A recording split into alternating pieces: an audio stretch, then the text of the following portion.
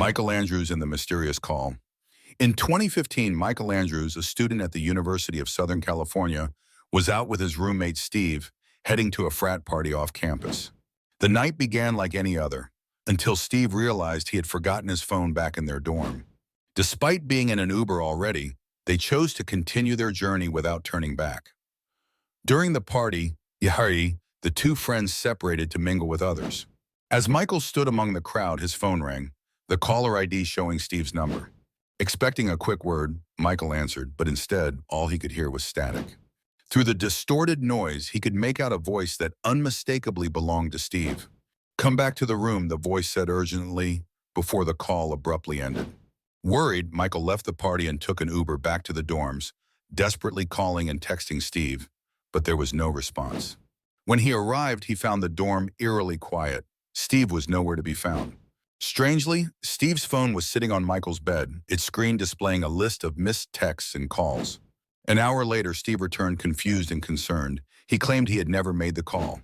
Even more disturbingly, Steve's phone had no record of the call, while Michael's showed a brief 15-second conversation. No one could trace the call or explain what had happened. The mystery of the phone call and Steve's disappearance remains unsolved to this day. Donna Lass in the Zodiac Killer's cryptic message. In 1970, Donna Lass, a 25-year-old nurse, worked at a first aid station at a casino in South Lake Tahoe, California. One day, Donna's boss and landlord received strange phone calls from an unidentified man, claiming Donna had to leave town due to a family illness. Suspicious, Donna's boss contacted her mother only to discover that the story was a lie. Donna's car was found parked outside her apartment, but there was no sign of her. The last clue was a logbook entry made during her final shift, unfinished, as though someone had interrupted her. 6 months later, the San Francisco Chronicle received a mysterious postcard, another cryptic message from the Zodiac Killer. Although there was no direct mention of Donna, the killer hinted that he had murdered and buried his 12th victim in Lake Tahoe. The connection between the postcard and Donna's disappearance was eerie and undeniable. A search of the area turned up nothing, and the Zodiac Killer, known for his taunting messages, had no reputation for hiding bodies. Donna's fate remains a chilling unknown, and the true identity of her captor or killer has never been revealed. Brendan Swanson and the terrifying last call. In 2008, 19-year-old Brendan Swanson was driving home after a night out when he crashed his car into a ditch on a desolate gravel road in Minnesota. Knowing how dangerous his situation was, he called his parents for help. They began driving to his location, but when they arrived at the spot he described, there was no sign of his car. Frustrated, they called Brendan again. Over the phone, Brendan described seeing lights from a nearby town and claimed he was heading in that direction. But suddenly, as his father was about to scold him for swearing, Brendan's voice cut off mid-sentence. There was a loud noise followed by silence. The call ended abruptly, and no one heard from Brendan again.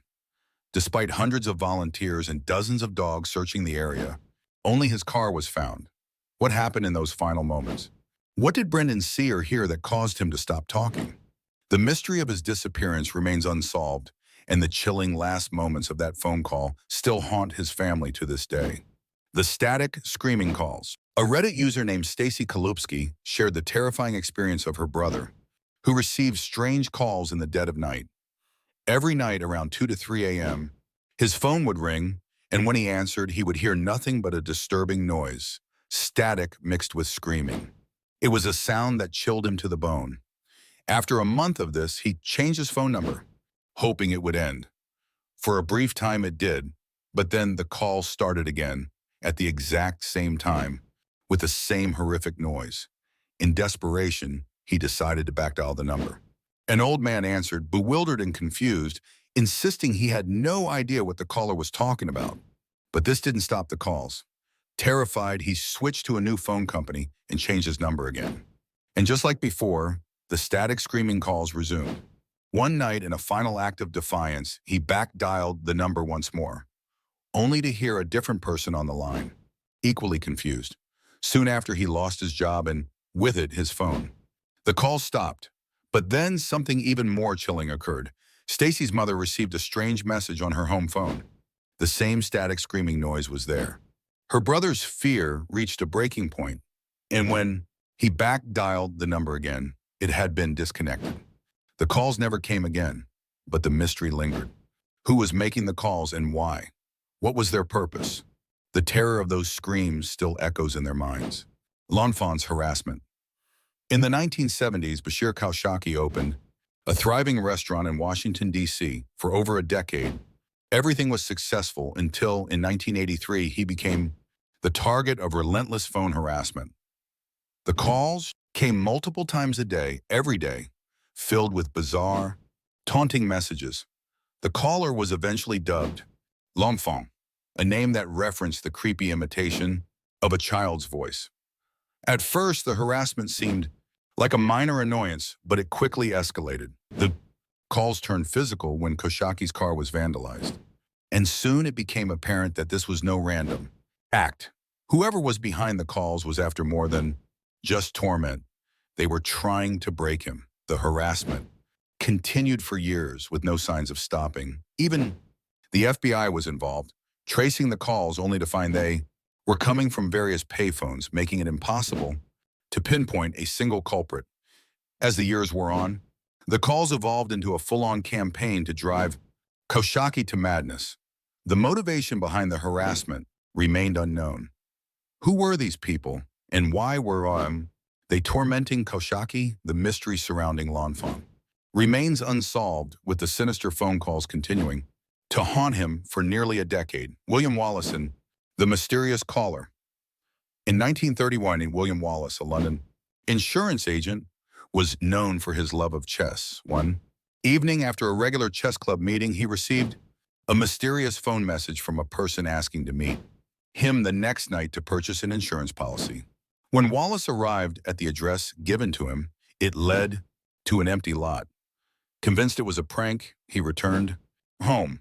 But when he walked through the door, he was met with the horrifying sight of his wife Julia brutally murdered in the living room.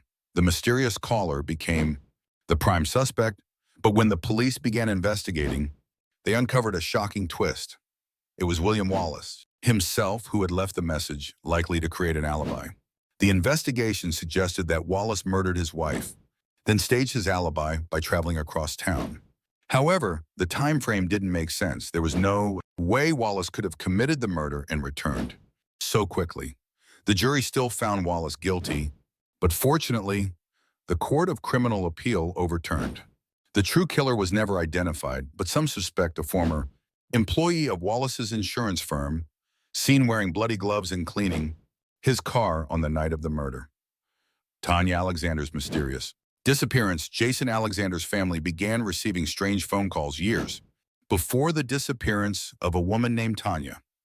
Tanya shared the same last name as Jason's family, and her calls seemed innocent enough at first. It was a common name in their area, so they didn't think much of it. But the calls continued, sometimes daily, for years. Eventually, the calls stopped as Jason's family moved and phone books became obsolete. It was easy to forget Tanya, until one afternoon Jason drove home to find a terrible car wreck right near his house. One of the cars had slammed into a signpost, wrapping itself around it. But as Jason looked closer, he froze. The signpost was marked with his own house number. A few days later, Jason received a call from the police. They were asking if Tanya was at his home. Her car. They were asking if Tanya was at his home. Her car had been found near the wreck, but there was no sign of her. Jason had never heard from Tanya again, and he had no idea how her car had ended up near his house. What connection did Tanya have to his family? Was her disappearance linked to that strange car wreck? The mystery of Tanya Alexander remains unsolved, her story forever entangled with the strange events surrounding Jason's life. Judith Hyams and the unsolved mystery. In 1965, Judith Hyams disappeared from her hometown of Coral Gables, Florida. Her abandoned car, stained with blood.